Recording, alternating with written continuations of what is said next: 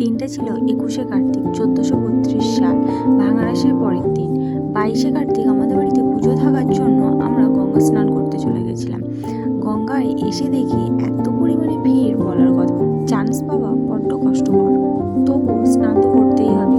আর এদিকে সন্ধ্যাবেলায় ফুল চলে এসছে আর আমাদের গ্রামের সমস্ত লোকজন মন্দির সাজাতে ব্যস্ত হয়ে পড়েছে। মন্দিরটাকে ওরা খুব সুন্দরভাবে সাজিয়েছে নিজেদের ইচ্ছা মতো। আর মন্দিরের কাজ কমপ্লিট হতে হতে রাত প্রায় 1টা বেজে গেছিল। রাত 1টার সময় আমার মা এসে মন্দিরটাকে বন্ধ করেছিল। তখন মাইক বাজছিল ঠিকই, কিন্তু কোনো লোকজন ছিল না। আর এদিকে পরের দিন সকালবেলা পুজোর উদ্দেশ্যে সবাই ফল কাটতে ব্যস্ত হয়ে পড়েছে। আর অন্যদিকে চলছিল ভোগের প্রিপারেশন।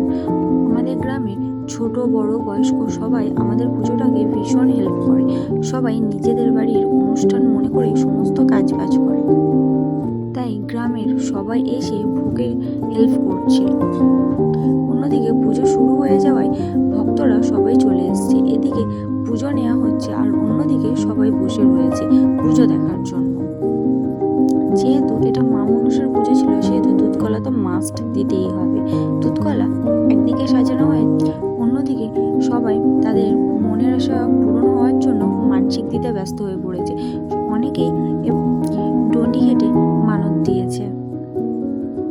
মা কিন্তু কখনো কাউকে খালি হাতে বেড়ায় না, সবার মনের আশা পূরণ করে। আর এদিকে কত লোকজন এসছে পুজো দেখার জন্য, জায়গাই দেওয়া যাচ্ছে না। প্রতি বছর কিন্তু এমনই লোকজন হয় পুজো দেখার জন্য, পুজো দেওয়ার জন্য, তাদের মনের আশা পূরণ হওয়ার জন্য তারা তাদের মানসিক দিচ্ছে। ওই যে কথায় আছে না, বিশ্বাসে মিলাই বস্তু তর্কে বহুদূর। ওরা বিশ্বাস করেছে বলেই আজকে তাদের ইচ্ছা পূরণ হয়েছে। আর সেই জন্যই পুজো দিয়ে মানসিক দিয়ে মাকে সন্তুষ্ট করছে। আর অন্যদিকে চলছিল যজ্ঞ। পুজো এবং যজ্ঞ শেষ হতে হতে প্রায় সন্ধ্যায় হয়ে গেছিল।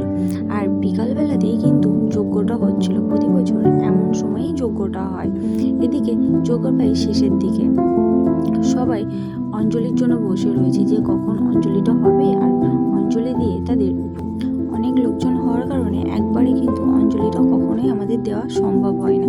সেই জন্য 3-4 বার প্রায় লেগেই যায়। যজ্ঞ শেষ হয়ে যাওয়ার পরই যজ্ঞের ফোঁটা সবাই কপালে নিয়ে নেওয়ার পর অঞ্জলি কিন্তু শুরু হয়ে গেছিল।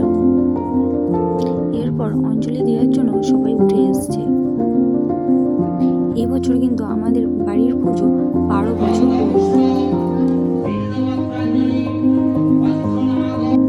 শেষ হয়ে যাওয়ার পর সন্ধ্যা আরতি দিয়ে পুজোটা